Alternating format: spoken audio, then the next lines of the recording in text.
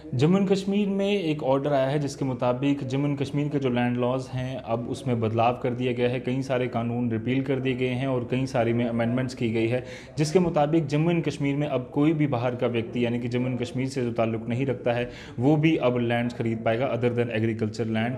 इस पर जम्मू एंड कश्मीर अपनी पार्टी का क्या कहना है और किस तरह से अब चीज़ें जो हैं वो बदल रही हैं धीरे धीरे जम्मू एंड कश्मीर में, इस पर बात करेंगे। हमारे साथ नम्रता शर्मा जी मौजूद हैं, जम्मू एंड कश्मीर अपनी पार्टी की प्रोविंशियल प्रेसिडेंट।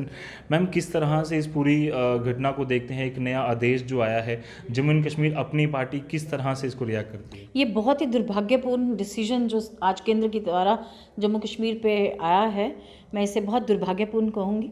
हमारे प्रेसिडेंट जनाब अल्ताफ़ बुखारी साहब ने ऑलरेडी इस पे अपना रिएक्शन दिया है कि इस तरह का लैंड लॉ जो आज जम्मू कश्मीर के लिए दिया गया, ये बिल्कुल जम्मू के लोगों की एस्पिरेशंस के विरुद्ध है। देखिए, जम्मू कश्मीर एक डोगरा विरासत रही है, हमारी अपनी एक आइडेंटिटी रही थी।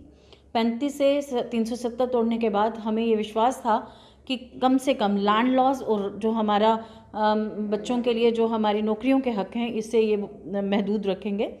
आज इस तरह का एक आदेश जारी करके भाजपा सरकार ने ये बिल्कुल क्लियर कर दिया है कि उनको लोगों से, जम्मू के डोगरों से कुछ लेना देना नहीं है। वो जम्मू विरोधी सरकार है और बिल्कुल डोगरों के विरुद्ध ये एक, मैं मानती हूँ इसको, एक इन्होंने आज एक आदेश जारी किया है। इसको उन्हें वापस लेना होगा। हमारी डोगरा विरासत है, हमारा अपना एक डोगरा कल्चर है। देखिए, ये आज आप हिमाचल में भी चले जाएं, वहाँ पे भी है कि 15 साल तक वहाँ रहने के बाद ही आप वहाँ लैंड परचेज कर सकते हैं। एटलीस्ट वो आपके यहाँ पे उसके बारे में आप जान पाएंगे वो कैसा व्यक्ति है, उसके बारे में एक नॉलेज होगी लोगों को जो सेटल होने वाला है। इस तरह का एक लैंड लॉ लाके देखिए, जम्मू के लोगों को ही इससे फ़र्क पड़ने वाला है। आज भी जम्मू के लोगों ने भी कश्मीर जाके प्रॉपर्टी परचेज नहीं की है, ना लद्दाख में। जम्मू में ही लोग सेटल होंगे और हमारे लोगों के हक़ जो हैं इसमें मुझे लगता है सबसे ज़्यादा खतरे में हैं। और मैं ये मानती हूँ कि हमारी अपनी जो डोगरा विरासत है उसको बचाने की ज़रूरत है। आज मैं जम्मू कश्मीर के लोगों को, जम्मू के लोगों को ये आपके द्वारा एक संदेश देना चाहती हूँ। ये भाजपा जो हम पगड़ी डालते हैं डोगरी, ये आज उनसे सवाल है मेरा कि आप आज उस आन बान शान के लिए क्या कर रहे हैं? डोगरा विरासत आज खतरे में है।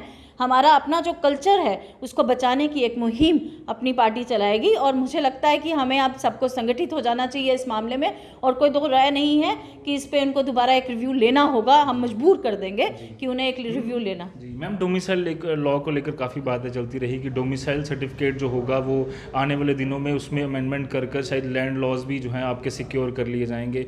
कई सारे बुजुर्ग हैं जो लाइनों में लगकर सोशल डिस्टेंसिंग के नॉर्म्स का उन्होंने अपना खतरा भी अपने ऊपर मोल लिया कोविड-19 के दौरान, और जब ये एक फैसला आया है वो लोग किस तरह से अब उनको, we are not going to be like, आपने डोमिसाइल क्यों बनवाए, फिर पीआरसी को ख़त्म क्यों किया? मतलब आप क्या, आपकी, मुझे लगता है वो खुद भी बिल्कुल सोचे समझे विचार किए बिना ही एक आदेश जारी कर देते हैं और फिर उस पर आप सोचते हैं। आप सोचिए, आपने डोमिसाइल वो किस लिए बनाया था? वो इसीलिए था कि लैंड आप कैसे सिक्योर करेंगे। पहले आपने कहा कि एक जो यहाँ पे ऑफिसर्स जॉब्स यहाँ कर रहे हैं उनको मिल देंगे। आज आपने कह दिया anyone with the Indian nationality can buy a land over here.